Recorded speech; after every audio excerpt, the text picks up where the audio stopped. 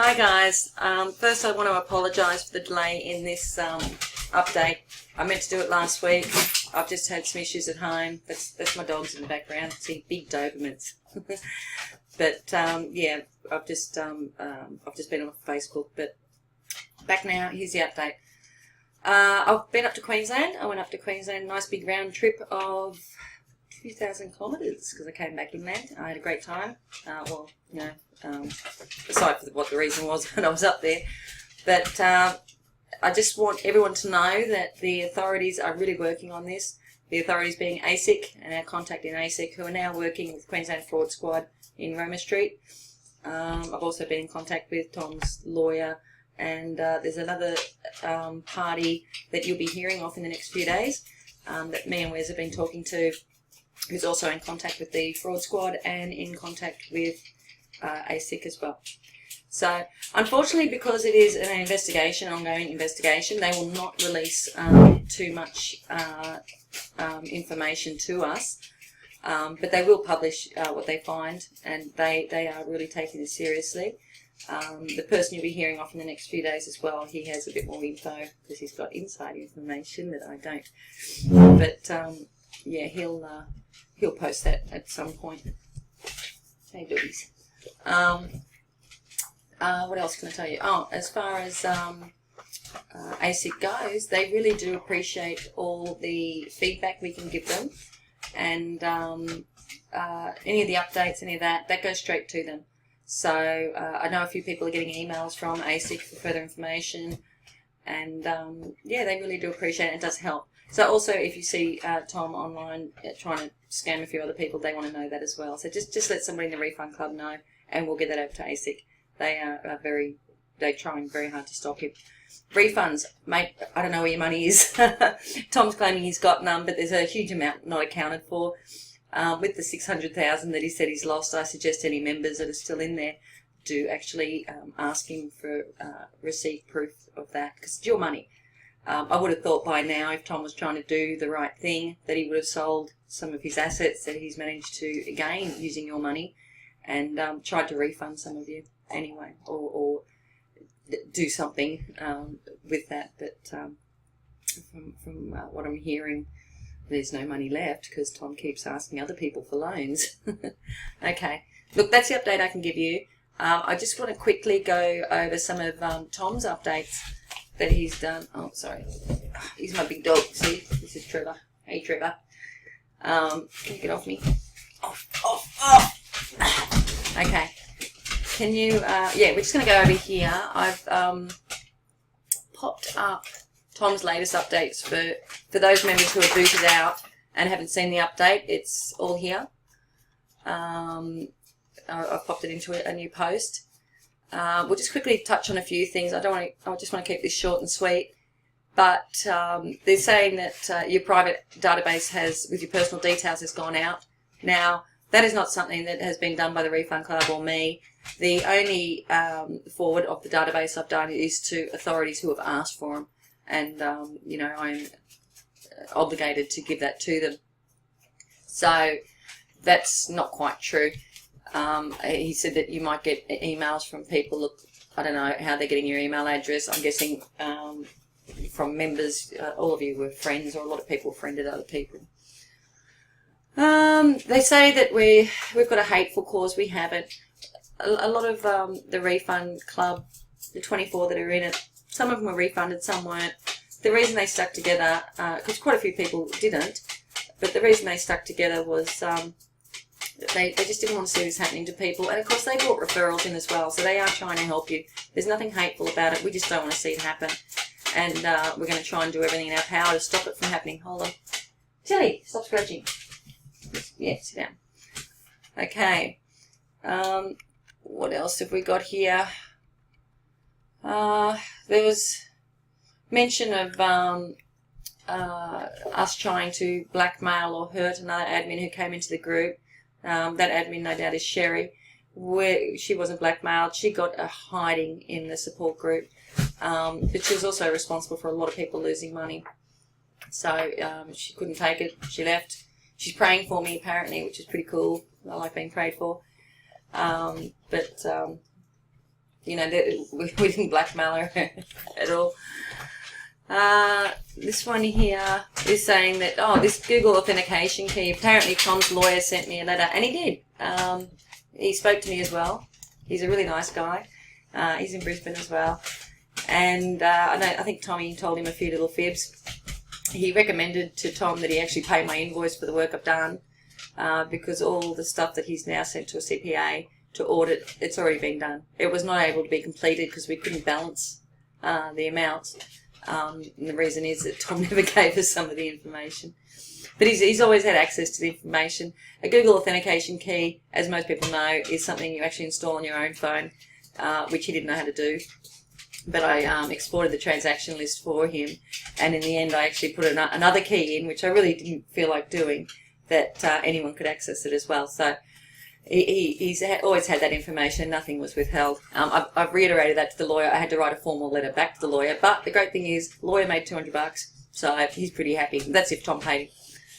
And as for the CPA, if it's anything like the work that I did, it'd be interesting to see if she gets paid as well. If you want to know her name and check, just for your own curiosity, that an audit is going on. Tilly, stop scratching. Sorry, she's got dermatitis. That is Tom's. Can you see that? Yeah, that's his. That's the only contact I've got. That is his CPA. So maybe you could check with her if the audit is really going on. I know that ASIC is interested in her as well, and so is the Queensland Fraud Squad. So her information has been passed along to the relevant authorities as well. The legal action. Yeah, the legal action, as I said, was a nice little phone call that I had with Eugene. And he, as I said, Eugene O'Sullivan is his lawyer's name. And he had to send me a formal letter because he was getting paid for it. I sent him one back, but we both discussed it. I also sent him a copy of this this update because it's quite defamatory to both the Refund Club and me, even though my name's not mentioned, but I'm guessing that he's referring to me. But yeah, nothing was withheld. I did reissue all the information back to the lawyer as well, and I can give you the date. Where is it? Where is my email? Here we go. Yeah, this one here, this email here, May 17th. That's when he got the transaction. So nothing was withheld. He just didn't know how to access certain software. But Lauren and Ivan and everybody else did. Maybe he just didn't pay attention. Okay. Another reason that we couldn't finish off, and I'm guessing his CPA is facing the same problems, is that we were constantly trying to get this information here off Tom so we could balance accounts. It was never forthcoming. And Lauren White and Donna Young, who's still an admin, can verify that we always ask for this information to finish everything off and start this great website that he had. But I think that was all a little bit of I think he was just trying to pull the wool over some people's eyes. But anyway, so just thought I'd cover that off. Oh dear. What else? Oh, this one here.